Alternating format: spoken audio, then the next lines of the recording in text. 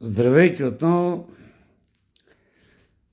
Исках да поясня нещо.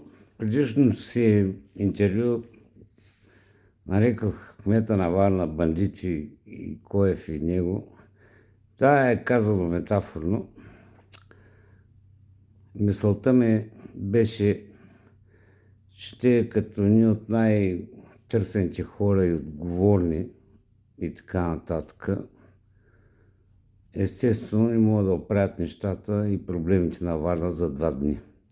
Както и цялата администрация, говоря за другите заместник-кметове и така нататък. И от тази гледна точка исках да подчертая, че аз съм твърдо зад кмета на Варна и го подкрепям във всяка една насока. И се старая също така, чрез моята организация, на която съм управител, да подпомогна така, че живота на варенци да се подобри, да живеят по-добре и така нататък. Както и да създам условия за един по-добър начин на живот на тези хора. Както и на болните лица, на много неща се занимавам.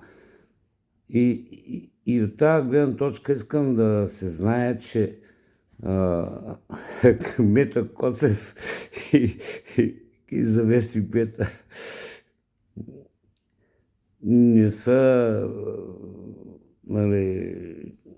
разбойници, просто аз така ги нареках неволно, защото всички ги хокат и какво ли не, и те вече са фанали за глад. И от тази гледна точка гледам да успокоя нещата. И затова моля да ме разберете в тази насока и